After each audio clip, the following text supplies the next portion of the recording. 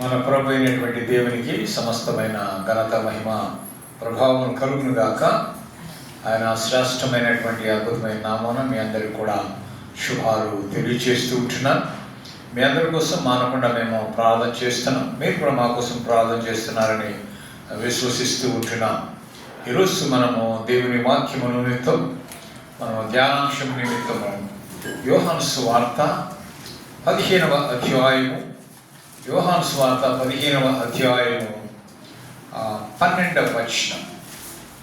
యోహాను సువార్త 15వ అధ్యాయము 12వ వచనం. నేను మిమ్మును ప్రేమించిన ప్రకారము మీరు ఒకరినొకరు ప్రేమించవలననుటయే నా ఆజ్ఞ. చిన్న ప్రార్థన చేస్తున్నాం. ప్రేమ మా దేవా, నీకు వందనాలు, స్తోత్రాలు చెల్లిస్తూ ఉంటున్నా. ఆయన చదువుకున్న లేఖన భాగాలు బట్టి నీకు వందనాలు. ఈ లేఖన భాగం ద్వారా మీరు మాతో మాట్లాడి మేము పొందమని వేడుకున్న పరిశుద్ధాత్మ దేవుడు మీ సహాయాన్ని అందించండి. మీరే మమ్మల్ని సంధించమని యేసు నామమున ప్రార్థించి వేడుకుంటున్నాము తండ్రి, ఆమేన్. మన ప్రభు అయినటువంటి దేవునికి సమస్తమైన ఘనత మహిమ ప్రభావములు కలుగును గాక. ఆయన శ్రేష్టమైన నామం మీ అందరికీ మరొకసారి శుభావందనాలు తెలియజేస్తూ ఉంటున్నా. ఈ వాక్య భాగంలో మనం చూసినట్లయితే యేసు ప్రభు వారు ఒక మాట చెప్తున్నారు. ఏమంటున్నాడు అని అంటే, నేను మిమ్మును ప్రేమించిన ప్రకారము మీరును ఒకరినొకరు ప్రేమించవలను. ఈరోజు మనము ధ్యానం చేసేటువంటి అంశం ఏంటంటే, మరి ఒకరినొకరి పట్ల ఏ విధంగా ఉండాలి, ఒకరితో ఒకరు ఏ విధంగా ఉండాలి. ప్రభు అయిన యేసు క్రీస్తు వారు ఈ లోకానికి మన నిమిత్తము ఈ లోకానికి వచ్చాడు. మనము ఆయనను ప్రేమించడమని రాయలేదు, కానీ ఆయనే మనల్ని ప్రేమించి ఈ లోకానికి వచ్చాడనే సత్యాన్ని మనం తెలుసుకోవాలి. యోహాను రాసినటువంటి మొదటి పత్రిక 4వ అధ్యాయం, యోహాను రాసిన మొదటి పత్రిక 4వ అధ్యాయము 19వ వచనం. అక్కడ ఏం రాయబడిందంటే, ఆయనే మొదట మనను ప్రేమించెను. చూసారండి, ఎవరు ప్రేమించారు? మొదట ఆయనే, దేవుడే మనల్ని ప్రేమించాడు. యోహాను సువార్త 3వ అధ్యాయం 16వ వచనం ఏమంటుంది? దేవుడు లోకముని ఎంతో ప్రేమించెను అనింది. కనుక ఆ యొక్క లోకములో నీవున్నావు, నేనున్నావు. కనుక మనల్ని ప్రేమించి ఆయన ఈ లోకానికి వచ్చాడు. ఈ లోకానికి వచ్చి ఆయన ఏం చేశాడు? మన పాపముల నిమిత్తము, మన అతిక్రమాల నిమిత్తము, మన దోషముల నిమిత్తము ఆయన గాయపరచబడినట్టుగా, ఆయన పాప శాపగ్రాహిగా మార్చబడినట్లుగా దేవుని వాక్యం సెలవిస్తూ ఉంటుంది. మనం దేవుని సన్నిధికి రావటానికి కానీ, దేవుని యొక్క మందిరంలో ఉండటానికి కానీ, దేవుని యొక్క మాటలను వినటానికి కానీ, లేకుంటే ఆయన సమీపించటానికి కానీ మనం అర్హులం కాదు. అర్హులం కానప్పటికీ కూడా ఆయన మనల్ని ప్రేమించాడు. తన స్వరక్తం ఇచ్చి మన కోసమని మరి తన ప్రాణమును త్యాగము చేసినటువంటి వాడు అని మీకు జ్ఞాపకం చేస్తున్నాను. మరి అటువంటి దేవుణ్ణి కలిగినటువంటి మనము ఎంతో ధన్యులమని మీకు జ్ఞాపకం చేస్తున్నాను. దేవుని యొక్క వాక్యం ఏం చెబుతుంది అని అంటే, ఒక వాక్యం మనం చూస్తున్నాం. ఏంటి అంటే, హెబ్రీయులకు రాసినటువంటి పత్రిక 2వ అధ్యాయము 14-15 వచనం మనం చూసినట్లయితే, దేవుడు మనం ఎందుకు ప్రేమించాడు, ఎందుకు ఈ లోకానికి వచ్చాడంటే, మనము రక్త మాంసములో పాలివారమైనట్టు ఉన్నాము కనుక ఆ ప్రకారమే మరణం యొక్క బలము గల వారిని, అనగా అపవాదిని మరణము ద్వారా నశింపజేయుటకు జీవితకాలమంతయు మరణ భయము చేత దాస్యమునకు లోబడినటువంటి వారిని విడిపించుటకు ఆయన ఈ లోకానికి వచ్చాడు. కనుక ఆయన రావడమే కాకుండా ఏం చేశాడు? తన యొక్క రక్తాన్ని మన కోసము ఆయన చిందించాడు. ఆయన చిందించిన రక్తములో మన పాపములు కడిగి పవిత్రులుగా చేసి ఏం చేశాడంటే, ఆయన ఎదురు పిలిచాడు. ఎలా పిలిచాడు అంట? పేతురు రాసినటువంటి మొదటి పత్రిక 2వ అధ్యాయము 9వ వచనం. పేతురు రాసిన మొదటి పత్రిక 2వ అధ్యాయము 9వ వచనం. అయితే మీరు చీకటిలో నుండి ఆశ్చర్యకరమైన తన వెలుగులోనికి మిమ్మల్ని పిలిచిన వాని గుణాతిశయములను ప్రచురము చేయని నిమిత్తము మనల్ని ఏం చేశాడంట? ఏర్పరచబడిన వంశముగా చేసుకున్నాడు, రాజులైన యాజక సమూహముగా చేసుకున్నాడు, పరిశుద్ధ జన్మగా చేసుకున్నాడు, దేవుని సొంతైన ప్రజలుగా చేసుకున్నాడు. ఆ చేసుకున్నటువంటి మనల్ని ఆయన ఏమి కోరుతున్నాడంటే, నేను మిమ్మల్ని ప్రేమించిన ప్రకారము మీరును ఒకరినొకడు ప్రేమించుకొనుడి.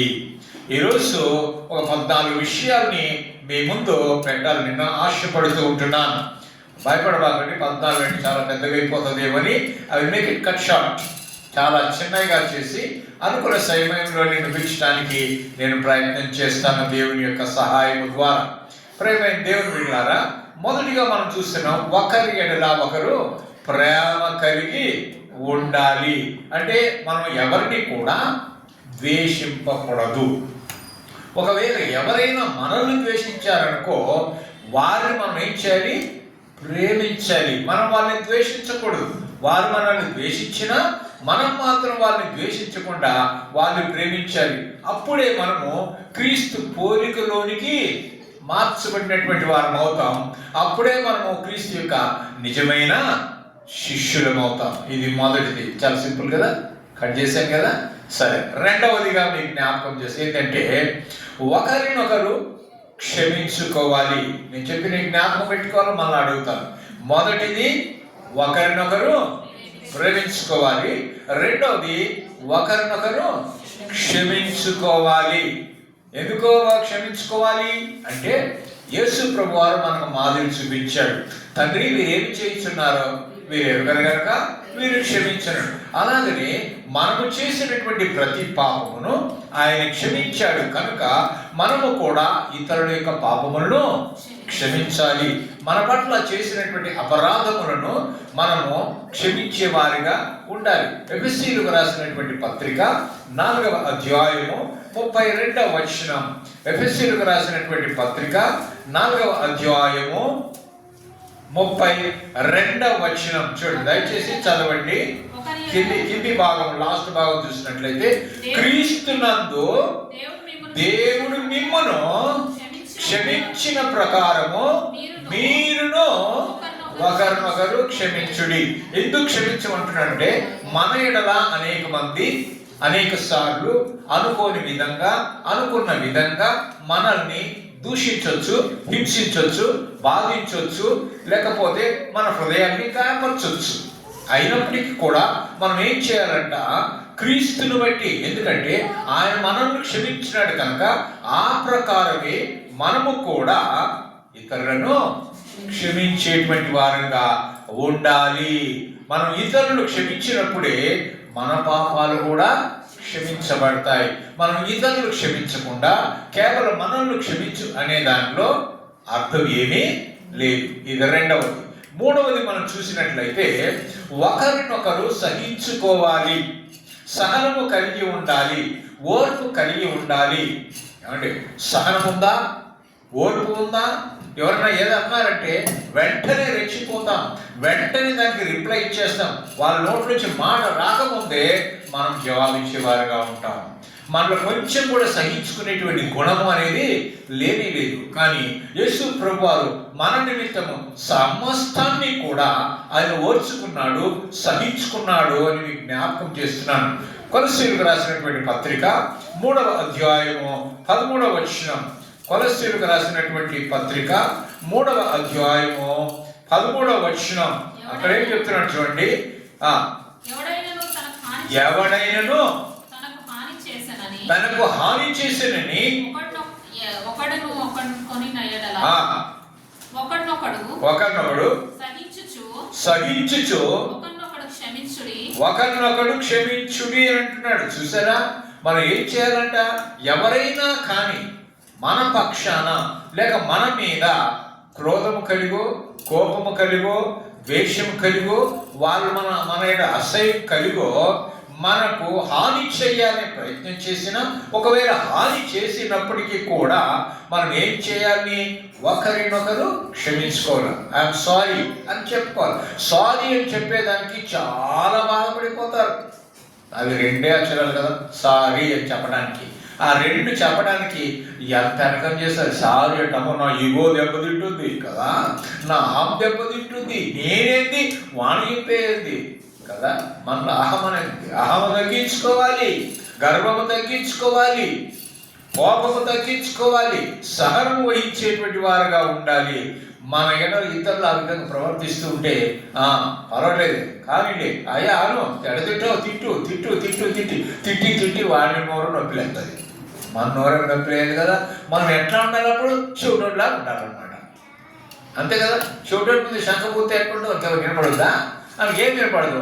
ఎదుర్కొన్నాడు ఎంతన్నా తీసుకొని ఎంతన్నా అనుకోని మధ్యన అంటే వీడేంద్ర కుదురుకొని నవ్వుతూ ఉన్నాడు, ఏం తిట్టినప్పుడు నవ్వుతున్నాడు అని అంటే అది సహిస్తూ ఉన్నాడు కదా. మనం సహించేటువంటి వారుగా ఉన్నాడు. యేసు ప్రభు వారు సహించకపోతే మనకు రక్షణ వచ్చేదే కాదు. కనుక మనము కూడా ఏం చేయాలంటే, మనకు హాని చేసినప్పుడు ఎవరైనా కానీ దేవుడు మనల్ని క్షమించేట్లు మనము కూడా సహనము కలిగి ప్రభువును బట్టి మనం వారిని క్షమించాలి, సహించాలి. 4వదిగా మనం చూస్తున్నాం, ఒకరినొకరు ఆదరించుకోవాలి. ఆదరణ అనేది చాలా అవసరం.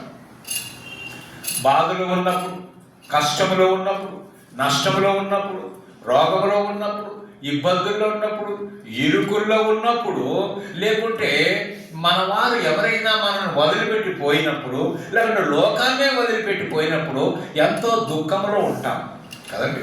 దుఃఖంలో ఉన్నప్పుడు మనం ఏం చేయాలో వాళ్ళు ఆదరించాలి, ఓదార్చేటువంటి వారుగా ఉండాలి. తెస్సలోనికైలకు రాసినటువంటి మొదటి పత్రిక 4వ అధ్యాయము 18వ వచనంలో మనం చూస్తున్నాం ఏంటంటే, ఈ మాటల చేత ఒకరినొకడు ఆదరించుకోడు. ఏ మాటల చేత అంట? మన వారు ఎవరైనా కానీ, ఆత్మీయులైనటువంటి వారు కావచ్చు, స్నేహితులైనటువంటి వారు కావచ్చు, లేకుంటే బంధువులైనటువంటి వారు కావచ్చు, మన కుటుంబీకులైనటువంటి వారు కావచ్చు, ఎవరైనా కానీ చనిపోయారే అనుకుంటాం. చనిపోయినప్పుడు పుట్టేటంత దుఃఖంతో ఆ కుటుంబం అంతా వేదన పడుతూ ఉంది, బాధపడుతూ ఉంది, దుఃఖిస్తూ ఉంటుంది. ఓదార్పు పొందనన్నటువంటి వారుగా ఉంటారు. అబ్బా మా నాన్న ఎంతగానో ప్రేమించాడు, అల్లారి ముద్దుగా పెంచాడు, నేనంటే మా నాయనకు చాలా ఇష్టం, ఆయన ఎదల మీద నన్ను కూర్చోబెట్టుకుంటాడు, నేను ఏమన్నా కానీ సహిస్తాడు, నేను ఏది కావాలైనా నాకు తెచ్చిస్తాడు, అటువంటి తండ్రి నాకు లేడే అని. లేక నన్ను ఎంతగానో మంచంలో ఉన్నప్పుడు నన్ను చూశాడు, నన్ను అన్ని విధాలుగా నన్ను ఆదుకున్నాడు, నాకు చేదోడు వాదుడుగా ఉండటమే కాకుండా తన శరీరంలో నన్ను ప్రేమించాడు, భాగముగా ప్రేమించాడు. నా భర్త అంటే నాకు చాలా ఇష్టం, అటువంటి భర్త లేకుండా పోయాడే, లేకపోతే భార్య లేకుండా పోయింది, లేకపోతే తల్లి లేకుండా పోయింది అని వారి గురించి ఎంతో మంది ఏం చేస్తుంటారు? పోగొట్టుకున్నప్పుడు వారిని వేదన పడుతుంటారు, బాధపడుతుంటారు. అటువంటి వారికి నిజమైన క్రైస్తవులుగా, ఒక విశ్వాసులుగా మనం చేయవలసింది ఏంటంటే, వారిని ఆదరించే వారిగా ఉండాలి. వారికి ఏం మాటలు చెప్పాలి? మనం ఒక రోజున ఆయన చూస్తాం, మరి ఆర్భాటముతోనూ, ప్రధాన దూత శబ్దముతోనూ, దేవుని బూరతోనూ పరలోకం నుండి యేసు ప్రభు వారు దిగి వచ్చినప్పుడు ఎవరైతే ప్రభువు నమ్ముకొని చనిపోయి ఉంటారో వారు ఏమవుతారంట? సమాధుల నుంచి ముందు లేస్తారు.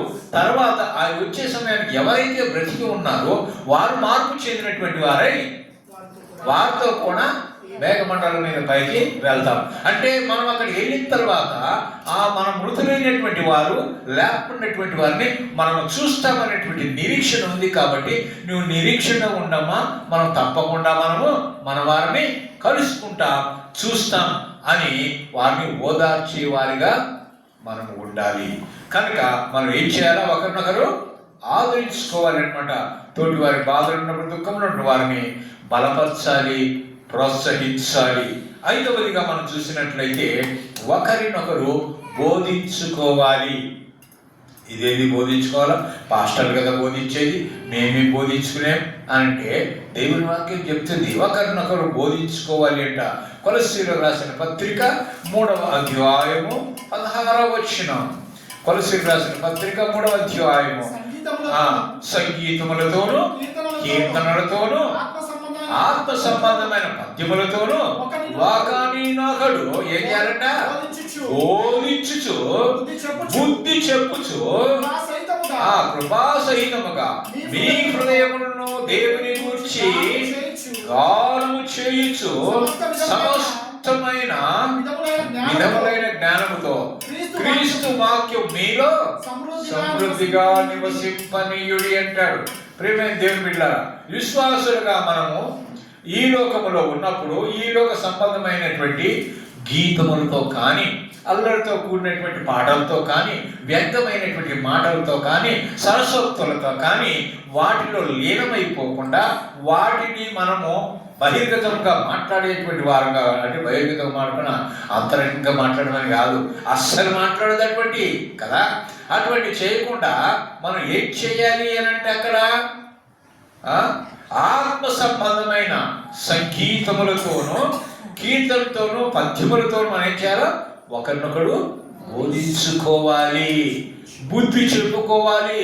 కృపాసహితంగా మన హృదయంలో దేవుని కూర్చున్నటువంటి గానము చేయొచ్చు, పాటలు పాడచ్చు, సమస్త విధములైనటువంటి జ్ఞానము చేత క్రీస్తు వాక్యం మనలో నివసించాలని దేవుడు కోరుకుంటున్నాడు. మరి నీవు ఏం పాటలు పాడుతున్నావు? ఏ కీర్తనలు పాడుతున్నావు? ఏం చేస్తున్నావు? టీవీలో వచ్చే పాటలు పాడుతున్నావా?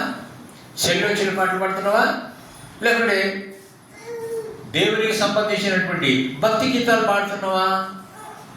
ఏ పాటలు పాడుతున్నావు? సంతోషం ఎక్కువైన పాటలు వస్తాయి, తక్కువ వచ్చిన పాటలు వస్తాయి. తక్కువ వస్తే పాట పాడతాం, ఎవరికి ఎవరు అది పాడతాం.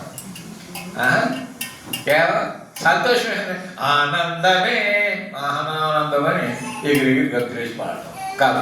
ఎల్లప్పుడూ ఆనందించుడి. ఎప్పుడు ఆలోచించాలంట? కష్టమో నష్టమో బాధ మీకు ఏదొచ్చినా కూడా ఎల్లప్పుడూ ఆనందించేటువంటి వారంగా ఉన్నాయి. కనుక ఆనందముతో కూడినటువంటి దేవుని యొక్క ఆనందంతో కూడినటువంటి కీర్తనలను, పాటలను, మనము సంగీతములను వాయించేవారుగా, పాట పాడేటువంటి వారుగా ఉండాలి.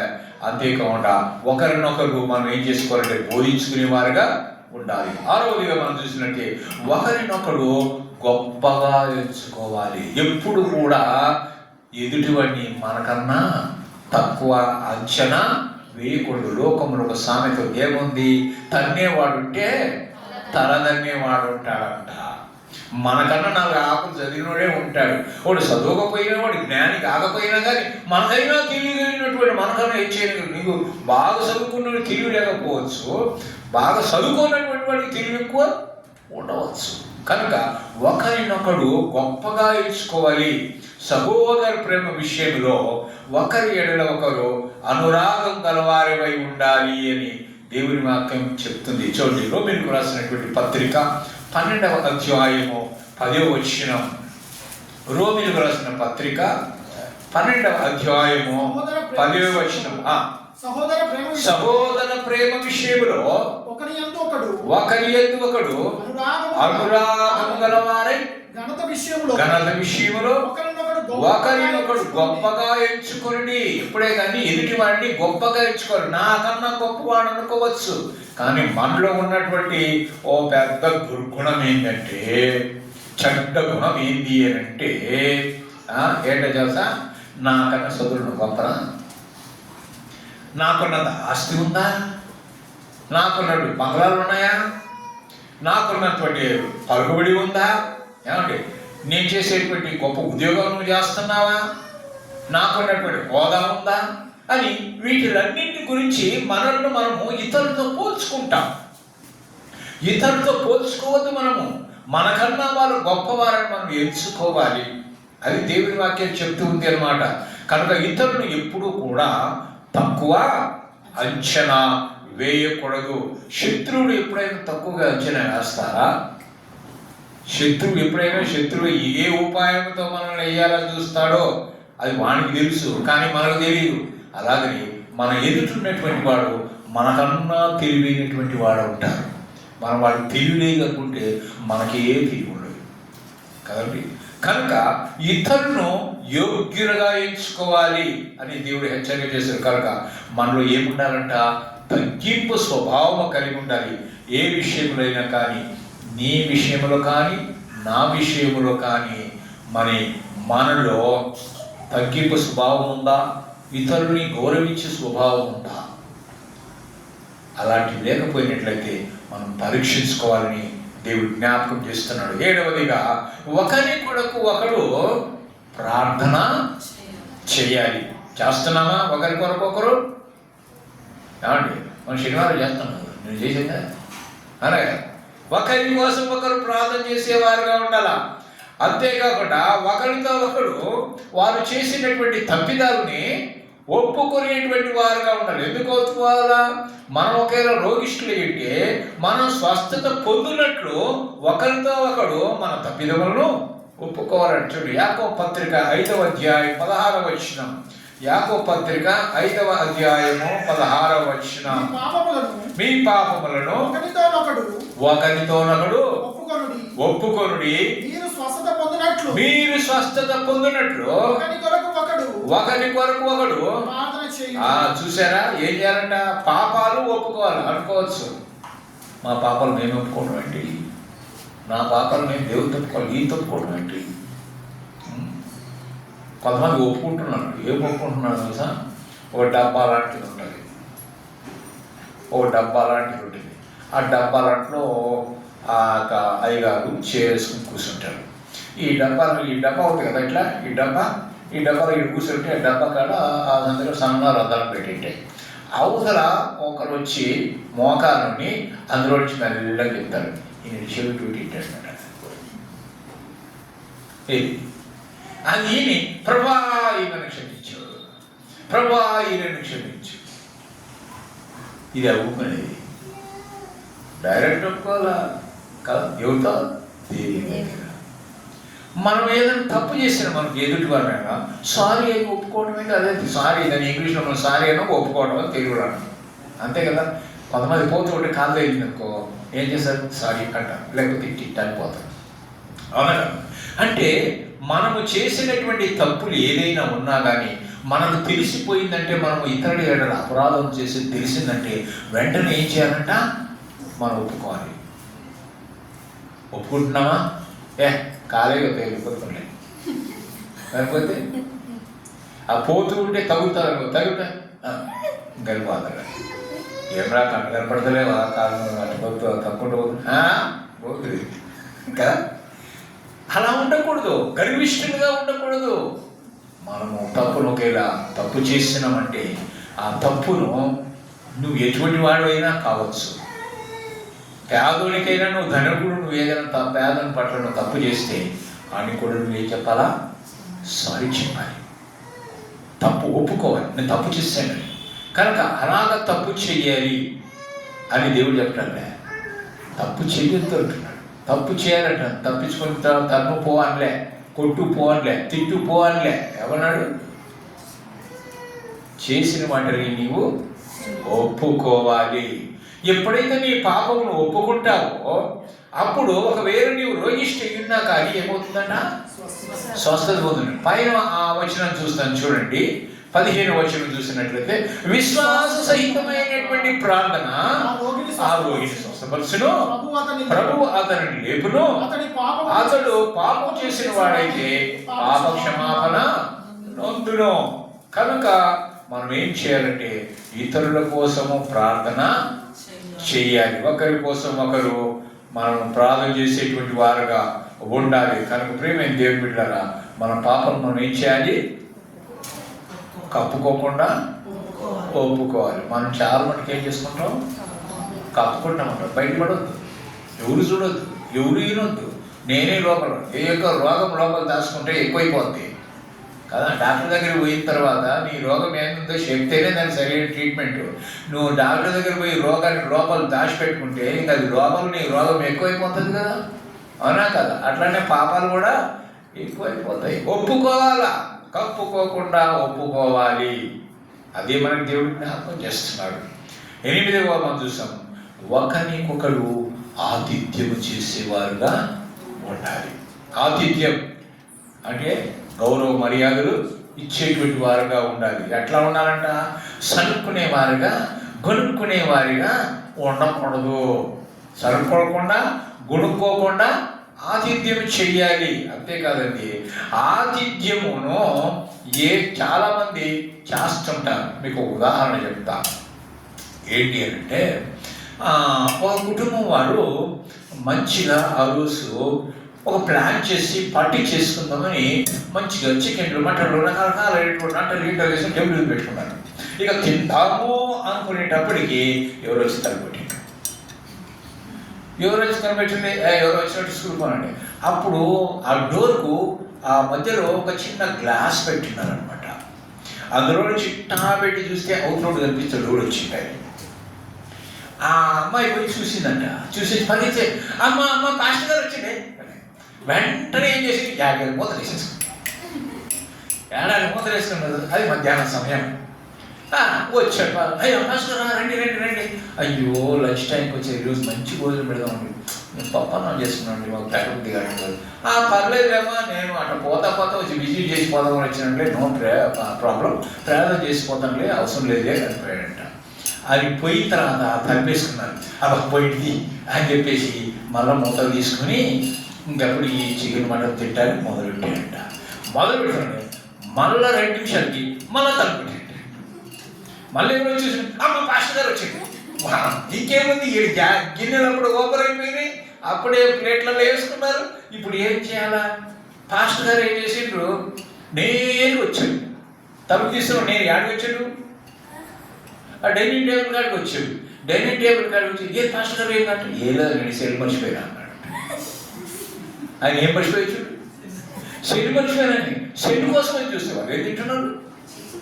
మరి ఏం చెప్తారు? చెప్పిందేమో పాపన ఏం పెట్టలేమంటే ఇది చూసాను మా చికెన్ బిర్యానీ పెట్టాడు. అంటే ఇదే ఆతిథ్యం.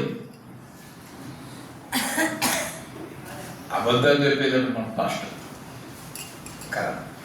కనుక ఎవరే కానీ దేవుని సేవకుడు వచ్చినా, మన చుట్టాలు వచ్చినా, ఎవరు వచ్చినా, స్నేహితులు వచ్చినా కానీ ఆతిథ్యం చేయ మనం ఉన్న దానిలోనే మనం పెట్టేవారుగా ఉండాలి. ఆతిథ్యం చేసే విషయం చూడండి. హెబ్రీయులకు రాసిన పత్రిక 13వ అధ్యాయము 1వ వచనం మనం చూస్తాం. సహోదర ప్రేమ నిలవరముగా ఉండనీయుడి, ఆతిథ్యము చేయ మరవకుడి. మర్చిపోవద్దు, ఆతిథ్యం చేయండి. దాని వలన కొందరు ఎరుగకయే దేవదూతలకు ఆతిథ్యము చేసి. మిమ్మల్ని పరీక్షించడానికే దేవుడు ఎవరినైనా పంపించవచ్చు. నీ గుణాన్ని పరీక్షించడం కోసం. నీ ఆతిథ్యం ఇచ్చేవాడిగా ఉన్నావా లేదా, ప్రేమను కనపరిచేవారుగా ఉన్నావా లేదా, అది పరీక్షించడానికి కూడా దేవుడు ఎవరినైనా పంపవచ్చు. కనుక మనం ఎప్పుడే కానీ వచ్చినాడని అని చెప్పా ఈ పాస్ట్ ఇప్పుడు వచ్చింది అని చెప్పి వాళ్ళు గొనుక్కున్నట్టుగా గొనుక్కోకూడదు. సనుక్కోకుండా ఆతిథ్యము చేసేవారిగా ఉండాలి. 9వదిగా ఒకరితో ఒకడు అబద్ధమాడకూడదు. మనకు బాగా అలవాటు అయిపోయింది అన్నమాట. అలవాట్లో పొరపాట్లే అన్నట్టుగా సింపుల్గా వచ్చేస్తుంది. అనుకోకుండానే, అనుకోని వస్తాయి కొన్ని, అనుకోకుండా కూడా వస్తాయి కొన్ని. ఉన్నా కూడా లేడే చెప్పు అనగా ఇంట్లో ఉండి కూడా ఏమంటాడు, లేడని చెప్పుకో. ఉన్నా కానీ లేవు అంటాం. ఇట్లా రకరకాలుగా అబద్ధం ఆడేటువంటి వారుగా ఉన్నాడు. అబద్ధీకులకు జనముడు ఎవరంట? సాధారణ. అటు వాడి పిల్లలు మనం అయిపోతున్నాం అన్నమాట. మనం అబద్ధం ఆడితే ఎవరి పిల్లలు? దేవుడి పిల్లలు. దేవుడి పిల్లలు సాధారణ పిల్లలమే కదా. దేవుడి పిల్లలు అబద్ధం ఆడకూడదు కదా. మనం ఏం చేస్తాం? కొద్దిసేపు దేవుడి పిల్లలు నటిస్తాం, కొద్దిసేపు దెయ్యం పిల్లలుగా నటిస్తాం. అవసరం వచ్చినప్పుడు మనం దెయ్యాల పిల్లలు, అవసరం లేనప్పుడు దేవుడి పిల్లలు. అదే కాదు. ఎల్లప్పుడూ దేవుని బిడ్డలుగానే ఉండాలి. దేవుని బిడ్డలు అబద్ధం ఆడేవారుగా ఉండకూడదు. అవునంటే అవును, కాదు మీరు ఒకరితో ఒకరు అబద్ధము ఆడకుడి అని దేవుని వాక్యం సెలవిస్తుంది. నీ చేతనైతే ఏదైనా చెయ్యి, చేత కాకపోతే నాకు కాదు డైరెక్ట్ చెప్పేసి. అంతగానే మభ్య పెట్టేటువంటి విధంగా ఉండకూడదు. అబద్ధాలు చెప్పేటువంటి వారుగా ఉండకూడదు. కొలస్సీయులకు రాసిన పత్రిక 3వ అధ్యాయము 9వ వచనం. కొలస్సీయులకు రాసిన పత్రిక 3వ అధ్యాయము 9వ వచనం. అక్కడ మనం చూస్తారు చూడండి. ఒకరితో ఒకడు అబద్ధమాడకుడి అంటాడు. కనుక ప్రియమైన దేవుని బిడ్డలారా, రక్షింపబడినటువంటి మనము ఒకప్పుడు అబద్ధాలు ఆడేటువంటి వారుగా ఉన్నాం. అంటే అప్పుడు మనలో ఏముంది? ప్రాచీన స్వభావం ఉన్నది. ప్రాచీన స్వభావం అంటే పాత స్వభావం, పాత జీవితం, పాత లక్షణాలు, పాత ఆలోచనలు, పాత తలంపులు అన్నీ ఉన్నాయి. ఇప్పుడు రక్షించబడిన తర్వాత సమస్తము కూడా నూతనమైపోయాయి. కనుక నూతనమైనటువంటి వారుగా మనం ఏం చేయాలి? నవీన స్వభావాన్ని ధరించుకొని ఒకరితో ఒకరు అబద్ధమాడకుండా ఉండాలి. అది మనం నేర్చుకోవాలి. క్రైస్తవులుగా మనం ఇది తప్పకుండా పాటించాలి. విశ్వాసులుగా మనము తప్పకుండా పాటించాలి. అందరిలాగా మనం కూడా అబద్ధాలు చెప్పుకుంటూ పోతే వారికి మనకు వ్యత్యాసం ఏముంది? ఏమీ లేదు కదా. కనుక మనం ప్రత్యేకించబడినటువంటి వారు కదా. ప్రత్యేకించబడినటువంటి వారు ప్రత్యేకంగా కనిపించాలి. కనుక ఒకరితో ఒకరు అబద్ధం ఆడకూడదు. 10వదిగా మనం చూస్తే ఒకరినొకరు ఎడబాయకూడదు. ఇది భార్య భర్తలకు సంబంధించింది. చూడండి, ప్రార్థన చేయుటకు ఒకవేళ భార్య వలన ఏదైనా అభ్యంతరం వస్తున్నా, లేదంటే భార్య ప్రార్థన చేసిన భర్త వల్ల ఏదైనా అభ్యంతరం వస్తున్నా, ఇద్దరి సమ్మతి చొప్పున, ఇద్దరి అంగీకారం చొప్పున ఏం చేయాలా? ప్రార్థనకు ఆటంకం కలగకుండా కొంచెం గ్యాప్ పెట్టుకుని ప్రార్థన చేసుకోవాలట. అది చూడండి, మనం చూస్తాం. కొరింథీయులకు రాసినటువంటి మొదటి పత్రిక 7వ అధ్యాయము 5వ వచనం.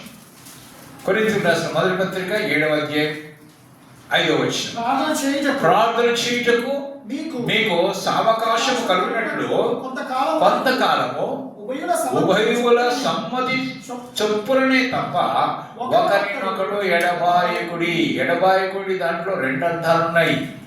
ఏంటి అంటే కొంచెం దూరంగా ఉండటం, రెండోది వదిలిపెట్టకూడదు. ఒకటి దూరంగా ఉంటాం, కొంచెం దగ్గరగా ఉండకుండా దూరంగా ఉంటాం, మన ప్రార్థనకు అభ్యంతరం లేకుండా. కానీ ఇంకోటి ఎడబాయకుడు అంటే ఏంటి? విడిచిపెట్టేయటం. విడిచిపెట్టేటువంటి కొంతమంది ఏం చేస్తారు తెలుసా? భార్యను వదిలేస్తారు, కొంతమంది భర్తను వదిలేస్తారు. అట్లా దాన్ని ఎడబాటు అంటారు. కనుక ఆ విధంగా ఉండకూడదు అనమాట. భార్య భర్తను అడరాయింది. ఏం రాసిపడి చూడండి, భార్య భర్తను ఎడబాయకూడదు అంటే విడిచిపెట్టకూడదు. వారిద్దరిని దేవుడు ఏకం చేశాడు, ఇద్దరిని జతపరిచాడు. దేవుడు జతపరిచిన వారిని ఏ మనుషుడు కూడా వేరు చేయకూడదు. వారు ఏక శరీరం అయ్యుంటారు. దేవుడు ఏర్పాటు చేస్తుంది. కనుక వారిని విడదీయకూడదు. కొంతమంది విడదీయడానికి ప్రయత్నాలు చేస్తారు, కొంతమంది వాళ్ళే మనస్పర్ధలు కలిగి విడిపోతూ ఉంటారు. అందుకోసమనే విడిపోవడానికి కొంతమంది ఏం చేస్తారంటే కోర్టులోకి పోయి కేసులు పెట్టుకుంటుంటారు విడాకులు కావాలని. కానీ పోయిన వెంటనే అవునా మీ ఇద్దరు పడతలేదా, సరి తీసుకుపోండి విడాకులు అంటారా కోర్టులు? వెంటనే అంటారు. ఏమంటారు? వాయిదాల మీద వాయిదా, వాయిదాల మీద వాయిదా, సంవత్సరాల కొద్ది నడుస్తుంది. ఎందుకు నడుస్తుందో తెలుసా? అది వాంటెడ్ చేస్తారు, కావలసి. ఎందుకో తెలుసా? వాళ్ళలో మార్పు రావాలని, ఆమెలో మార్పు రావాలి, అతనిలో మార్పు వచ్చి మళ్ళీ తిరిగి కలుసుకోవాలనే ఉద్దేశంతోనే వాళ్ళు పోస్ట్ పోను చేస్తూ ఉంటారు. వాళ్ళకి ఎప్పుడు అటువంటి అవగాహన వస్తుంది అని అంటే, ఎప్పుడైనా ఒక ఆమె విడిపోయిన తర్వాత ఆమె గురించి భర్తను వదిలేసింది, అట్ట తిరుగుతుంది, ఇట్ట తిరుగుతుంది, ఇట్ట చేస్తున్నాడు అని చెప్పి ఈమెను కించపరిచినట్టుగా మాట్లాడినట్టుగా ఏదైనా చేస్తూ ఉంటే అప్పుడు ఏమనిపిస్తుంది? చచ్చా, నా భర్త దగ్గర ఇంత అవమానం వచ్చేదా నాకు ఇటు ఈ మాటలు మాట్లాడేటోళ్ళ, ఈ విధంగా నీచంగా చూసేటోళ్ళ, నన్ను ఇంత చులకనగా చూసేటోళ్ళ. ఏదైనా నా భర్త దగ్గర పోతే బాగుండని భార్య అనుకుంటాడు. భర్త ఏమనుకుంటాడు? చూసారా, నేను మంచంలో పడినప్పుడు, నాకు అయ్యే అనారోగ్యాలు ఉన్నప్పుడు నా భార్య ఎంత చూసుకుంది, ఇప్పుడు నన్ను చూసుకునేటోళ్ళు లేరు, నా భార్య ఉంటే ఎంత బాగుండు. అంటే ఇప్పుడు ఏమవుతుంది? భర్తకు భార్య కావాలని, భార్యకు భర్త కావాలని వాళ్ళు ఆ విధంగా కలిసిపోవడానికి అవకాశం కలిగించడం కోసమనే ఏం చేస్తారంటే వాయిదాల మీద వాయిదాలు వేసి వాళ్ళని కలపడానికి కోర్టు చూస్తుంది. కనుక ప్రియమైన దేవుని బిడ్డలారా, భార్య ఎప్పుడు ఏం చేయకూడదు? భర్తను ఎడబాయకూడదు, అంటే విడిచిపెట్టి వెళ్ళకూడదు. ఎంత కష్టం వచ్చినా, ఎంత ఇబ్బందులు వచ్చినా, సమస్యలు, కుటుంబం అన్న తర్వాత సమస్యలు వస్తాయి, చిన్న చిన్న తగాదాలు వస్తాయి, కొట్టుకుంటారు, తిట్టుకుంటారు, మళ్ళీ రాత్రికి ఒకటి అయిపోతారు, పొద్దున ఏం బావా ఏం మావా అనుకుంటారు. అవునా కాదా? ఇక లైఫ్ లాంగ్ అట్లే ఉంటారా? అలాగే ఉంటారు. సంతానమైన వస్తుంది, పగలంతా కొట్లాడుకుంటారు, మరి పిల్లలు కట్టుకుంటారు. మరి ఎట్లా? అది కాదు కదా.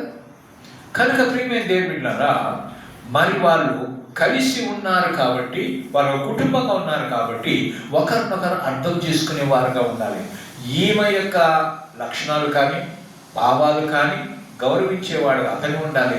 ఆయనకు కూడా ఈమె గౌరవించే విధం ఉంటే ఒకరినొకరు అర్థం చేసుకుంటే విడిపోయే అవకాశాలు ఉండవు. అందుకని ఎడబాయకూడదు అంటున్నాడు. ఒకవేళ ఇంకేంటి అంటే ఎడబాసిందే అనుకోండి, వదిలిపెట్టిందే అనుకోండి, వదిలిపెడితే ఏం చేయకూడదు అంటే అక్కడ రాయబడింది. ఏం చేసేది? ఎడబాసిన ఎడల పెళ్లి చేసి కొనకొండవలెను.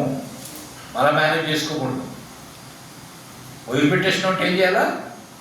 ఇంక పెళ్లి చేసుకోకూడదు.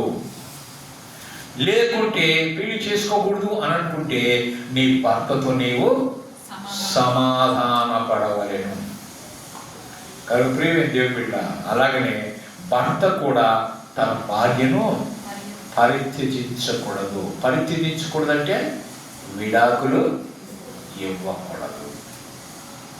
కనుక ఎప్పుడే కానీ భార్య భర్తలు విడిపోయే వారిగా ఉండకూడదు, ఎడబాసేవారిగా ఉండకూడదు. ఇద్దరి సమ్మతి చొప్పున ప్రార్థన కోసం ఎక్కడో పొమ్మని కాదు, ఇంట్లో నాకు డిస్టర్బ్ చేయబాకు, నేను నీకు డిస్టర్బ్ చేయను, నేను నీకు డిస్టర్బ్ చేయను. నేను ఉపవాసం ఉంటున్నాను, లేకపోతే నేను నిష్ట కలిగి ఉన్నాను, ఇన్ని రోజులు నేను ప్రార్థన చేస్తున్నాను, నాకు డిస్టర్బెన్స్ లేకుండా అట్లా అండర్స్టాండింగ్లో ప్రార్థన చేయండి. కానీ నేను ప్రార్థన చేసుకోవాలి కాబట్టి నిల్వను అని చెప్పి తరిమే విధంగా ఉండకూడదు. కాబట్టి 11వది చూసినట్లయితే ఒకరి ఎడల ఒకడు దయ కలిగి ఉండవలెను. ఏం కలిగి ఉండాలా? దయ అనేది ఉండాలి. చూడండి, ఎఫెసీయులకు రాసిన పత్రిక 4వ అధ్యాయం 32వ వచనం. ఎఫెసీయులకు రాసిన పత్రిక 4వ అధ్యాయము 32వ వచనం. ఇప్పుడు చదువు. ఒకరి ఎడల ఒకడు దయ కలిగి కరుణా హృదయులై ఉండాలంట. ఎటువంటి ఉండాలా? దయ ఉండాలా. వాళ్ళ హృదయం ఏమితో నింపబడి ఉండాలా? కరుణతో నింపబడి ఉండాలా. మన హృదయంలో కరుణ ఉందా? దయ ఉందా? జాలి ఉందా? ఇవన్నీ దేవుని యొక్క లక్షణాలు. ఆయన మనం పోలి ఉన్నామంటే ఆ లక్షణాలు మనలో కూడా ఉండాలి. ఒకరి ఎడల ఒకడు దయ కలిగి కరుణా హృదయులై క్రీస్తునందు దేవుడు మనల్ని క్షమించిన ప్రకారము మనం కూడా క్షమించాలి. క్షమించకుండా నేను చచ్చినా క్షమించను పో అంటుంటారు కొంతమంది. పరలోక ప్రార్థన అయితే బాగా చేస్తాం. ఏం మా ఎడల అపరాధము చేసిన వారిని మేము క్షమించిన ప్రకారం మా అపరాధములు క్షమించము, మేము క్షమించకపోతే మమ్మల్ని కూడా క్షమించకు. ఈ మాట చెప్పాం. ఈ మాట మాత్రం చెప్పదు, పై మాత్రం చెప్తాం. అంటే నువ్వేమి చెప్తున్నావు అంటే డైరెక్ట్గా నేను క్షమించకపోతే నన్ను కూడా క్షమించబాకు అని. మరి క్షమించమాకు అని చెప్పి మనసులో అనుకొని నేను క్షమించనంట. దేవుడి క్షమాపణ నీకు కావాలంటే నీవు కూడా ఎవరిని క్షమించాలి? మన ఎడల ఎవరైతే అపరాధం చేశారు వారిని కూడా మనము క్షమించాలి. 12వదిగా మనం చూసినట్లయితే ఒకరితోనొకడు సమాధానము కలిగి ఉండాలి. ఈనాడు కుటుంబంలో సమాధానం లేదు, భార్య భర్తల మధ్యలో సమాధానం లేదు, అక్క చెల్లెల మధ్య సమాధానం లేదు, అన్నదమ్ముల మధ్య సమాధానం లేదు, సంఘములో సమాధానం లేదు, సమాజంలో సమాధానం లేదు, దేశంలో సమాధానం లేదు. ప్రపంచ దేశాలలోనే సమాధానము లేకుండా పోతా ఉంది. సమాధానం లేదు కాబట్టి కొట్లాట్లు వస్తున్నాయి, సమాధానం లేదు కాబట్టి యుద్ధాలు వస్తున్నాయి, సమాధానం లేదు కాబట్టి కుటుంబంలో ఎడాపెడా మగాలు పెట్టుకుంటారు. ఒకరు ఇట్టంటే ఒకరు అట్ట అంటే, వీళ్ళు ఎస్ అంటే వాళ్ళు నో అంటే, వాళ్ళు కుయ్యి అంటే తయ్య కదా. ఇట్లా ఉంటారు. ఇక్కడ సమాధానం ఏం చేయాలా? వెంటాడి వెతకాలంట. సమాధాన కర్త అయినటువంటి యేసు నీ హృదయంలో ఉన్నప్పుడు, నీ కుటుంబంలో ఉన్నప్పుడు ఆ కుటుంబంలో శాంతి సమాధానం ఏలుతుంది. ఆ సమాధానం కలిగి ఉండాలంటే యేసయ్య నీలో ఉండాలి. నీకు సమాధానం లేదంటే నీ హృదయంలో ఎవరు లేదు? ఏ దేవుడు లేడు, యేసయ్య లేడు. మరి ఆయన సమాధానకర్త అయి ఉన్నాడు కదా. కనుక అంతేకాదు కొంతమంది పక్క వాళ్ళతో కూడా సమాధానం ఉండదన్నమాట. ఎదురుతో కూడా సమాధానం ఉండదు, పక్క వాళ్ళతో కూడా సమాధానం ఉండదు. ఏమంటే పక్క వాళ్ళు చూస్తాను, నీ కసు నా దగ్గరికి వేసి నా కసు నీ దగ్గర. ఆ పొద్దున్న వేసి ట్యూట్ షర్ట్ అయిపోయింది అనుకో, ఆ వేషంలో ఏమో అవుతాం పోషి అలాగే సమాధానం ఎక్కడ కొట్లాట అనమాట. ఎప్పుడు చూసిన కొట్లాడు అమ్మా గల్లెంత కొట్లాట్లే అట్టు సమాధానం కలిగి ఉండండి. సమాధానకర్త అయిన దేవుని మనము కలిగి ఉండాలి. చూడండి, రోమీయులకు రాసిన పత్రిక 12వ అధ్యాయం 18వ వచనం. రోమీయులకు రాసిన పత్రిక 12వ అధ్యాయం 18వ వచనం. శక్యమైతే ఏమంటున్నాడు ఇక్కడ? శక్యమైతే మీ చేతనైనంత మటుకు సమస్త జనములతో సమస్త మనుషులతో ఎట్లా ఉండాలంట? శక్యమైతే సాధ్యమైనంత పోరాడండి, సమాధానంతో ఉండండి. మాట్లాడతాను ఆయాప్రాసలో అనండి, నమస్తే అనండి. ఏదో నేను పలకమైన నమస్తే చేస్తున్నాడు, ఒకసారి 2 సార్లు చూసాను, అయ్యో పాపం సరదా పోండి మాట్లాడదు, వాళ్ళ మార్పు వస్తుంది. అవునా కాదా? నువ్వు అటు చూసి అది ఇట్లా మకాలు తిప్పుకుంటుంటే, ఆ కుక్క మీద పిల్లి మీద తిట్టుకుంటుంటే అది సమాధానమా కదా? వాళ్ళు చూస్తున్నాడు, ఎవరు వాళ్ళు చూస్తున్నాడు, కుక్క పోతున్నా కుక్క మీద అంటమే. కుక్కకేం బుద్ధి ఉందా, దానికి తెలివి ఉందా, దానికి ఏమో జ్ఞానం ఉందా, దేవుని అర్థం చేసుకుంటుందా? దాని మీద పెట్టి మనుషులు తిట్టుడే తిట్టుడు కదా. ఎందుకు అది తింటున్నారు? ఎందుకంటే చేస్తారంటే వాళ్ళు ఏం లేదు, సమాధానం లేదు. కనుక సాధ్యమైనంత వరకు మనం ఏం చేయాలంట? శక్యమైతే మీ చేతనైనంత మట్టుకు కొంతమంది సమస్త మనుష్యులతో, ప్రతి ఒక్కరితో కూడా, వాడు శత్రువైనా మిత్రుడైనా ఇంకెవరైనా కానీ వాళ్ళందరితో కూడా ఎట్లా ఉండాలంట? సమాధానముగా ఉండండి. కనుక మనం సమాధానము కలిగినటువంటి వారుగా ఉండాలని దేవుడు జ్ఞాపకం చేస్తున్నాడు. కనుక ప్రియమైన దేవుని బిడ్డలారా, మరి మనము ఈ లోక మర్యాదను అనుసరింపకుండా ఉత్తమమును అనుకూలమైన సంపూర్ణ అయిన దేవుని చిత్తమేదో పరీక్షించి తెలుసుకున్నట్లు మన మనస్సు ఏ కావాలా మారి నూతన పరచబడాలి, రూపాంతరము పొందాలి. అప్పుడే మనం ఒకరినొకరు ప్రేమించుకున్నటువంటి వారం అవుతాం. 13వదిగా మనం చూస్తున్నాం, ఒకరినొకడు హెచ్చరించుకోవాలి. ఏం చేయాలంట? గిచ్చుకోవాలి కాదు, హెచ్చరించుకోవాలి. ఎలా హెచ్చరించుకోవాలి అంట? పురికొల్పే విధంగా హెచ్చరించుకోవాలని దేవుని వాక్యం చెప్తుంది. చూడండి, హెబ్రీయులకు రాసిన పత్రిక 10వ అధ్యాయము 24-25 వచనాలు. హెబ్రీయులకు రాసిన పత్రిక 10వ అధ్యాయము 24-25 వచనాలు. కొందరు మానుకొనుచున్నట్టుగా సమాజముగా కూడుట మానక ఒకరినొకడు హెచ్చరించుచు ఆ దినము సమీపించుకొలది మీరు చూచిన కొలది మరి ఎక్కువగా అలాగు చేయుచు ప్రేమ చూపుటకును సత్కార్యములు చేయుటకును ఒకరినొకడు పూరి కొల్పవలనని ఆలోచింతుము. ఏం చేయాలంట? అంత్య దినాల్లో ఉన్నాం, అపాయకరమైన దినాల్లో ఉన్నాం, దుర్దినాల్లో ఉన్నాం, సంతోషం లేదనే దినాల్లో ఉన్నాం, ప్రేమ చల్లారిపోయే దినాల్లో ఉన్నాం, దేవుని నిర్లక్ష్యం పెట్టే దినాల్లో ఉన్నాం, లోకంలో కలిసిపోయేటువంటి దినాల్లో ఉన్నాం. కనుక ఆ సమయాలలో మనం ఏం చేస్తామంటే దేవుని సన్నిధిని నిర్లక్ష్యం చేస్తాం, ప్రార్థన చేయడం నిర్లక్ష్యం చేస్తాం, దేవుని సన్నిధికి వెళ్ళడం నిర్లక్ష్యం చేస్తాం, వాక్యాన్ని చదవడం నిర్లక్ష్యం చేస్తాం, ఇతర సహోదరులతో సహోదరులతో మనము స్నేహం కలిగి ఉండము నిర్లక్ష్యం చేస్తాం. ఆ విధంగా చేయకుండా దేవుని యొక్క రాకడ అతి సమీపంగా ఉంది కనుక మనం ఏం చేయాలి అంటే ఒకరినొకరు హెచ్చుట. అయ్యా, దేవుని యొక్క రాకడ సమీపంగా ఉంది, మనం ఎత్తబడాలి, మనం పరలోకంలో చేరాలి. కాబట్టి మన విశ్వాసాన్ని మనం బలపరుచుకోవాలి, దేవుని యొక్క నిలకడగా ఉండాలి, వాక్యములో బలపడాలి, ప్రార్థనలో బలపడాలి, ఒకరి కోసం ఒకరు ప్రార్థన చెయ్యాలి, ఐక్యత కలిగి ఉండాలి. కాబట్టి మనం అందరం కలిసి మనం ప్రార్థనకు వెళ్దాం, మనం అందరూ కలిసి ప్రార్థన చేద్దామని ఒకరినొకరు పురికొల్పుచు ఏం చేయాలంట? సమాజముగా కూడుకోవాలి. ఆ విధంగా కూడుకోవడానికే ప్రయత్నం చేయాలి, కానీ మానుకునేటువంటి వారుగా ఉండకూడదు. కొంతమంది ఈ కాలంలో ఏం చేస్తున్నారంటే ఈ పరిస్థితులు బట్టి ఏం చేస్తున్నారు, మానేస్తున్నారు రావటం. ఎవరి కోసమో రావాలండి, దేవుని కోసమేనండి. కనుక సమాజం కూట మానుకోకుండా, ఒకవేళ ఎవరైనా మానేస్తూ ఉంటే కూడా వీళ్ళు హెచ్చరిక చేయాలి, అమ్మా ఇట్లా కాదు మనం వెళ్ళాలి అని ప్రోత్సహించాలి. అమ్మా నేను వెళ్తున్నా, అయిపోయిందా, తొందరగా సిద్ధపడి నేను వచ్చేస్తున్నా కదా. వాళ్ళు ఒకరినొకరు హెచ్చరించుకుంటారు, నేను వెళ్తున్నా, నీ టైం అయిపోయింది, నువ్వు వచ్చేసి అని కదా. అట్లా ఒకరినొకరు హెచ్చరించుకొని దేవుని సన్నిధికి వచ్చేటువంటి వారుగా ఉండాలి. అంతేకాకుండా ప్రేమ చూపే విషయంలో, సంస్కారాలు చేసే విషయంలో మనం ఒకరినొకరు ఏం చేయాలంట, పురికొల్పుకునేటువంటి వారంగా ఉండాలి. చివరిగా మనం చూసినట్లయితే ఒకరి ఎడల ఒకడు మేలైన దానిని అనుసరించాలి. ఏంటంట, మేలైన దానిని అనుసరించాలి. తెస్సలోనికైలకు రాసినటువంటి మొదటి పత్రిక 5వ అధ్యాయము 15వ వచనం. తెస్సలోనికైలకు రాసినటువంటి మొదటి పత్రిక 5వ అధ్యాయం 15వ వచనం.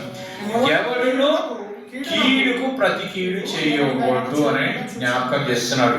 మానవుని లక్షణం ఏంటి అంటే కీడు చేసినటువంటి వాడికి ప్రతి కీడు చేయాలని, కీడు చేసినటువంటి వాడికి ప్రస్తుతానికి చెయ్యకపోయినా వాళ్ళ మనసులో పెట్టుకొని టైం వచ్చినప్పుడు చేసి చూపిస్తా, నాకు అవకాశం వచ్చినప్పుడు నేను తప్పకుండా టిక్ ఫర్ టాట్, కుక్క దెబ్బకు చెప్పు దెబ్బలు అని అన్నట్టుగా ఏం చేస్తారంటే అవకాశం ఎదురు చూస్తూ ఉంటారు.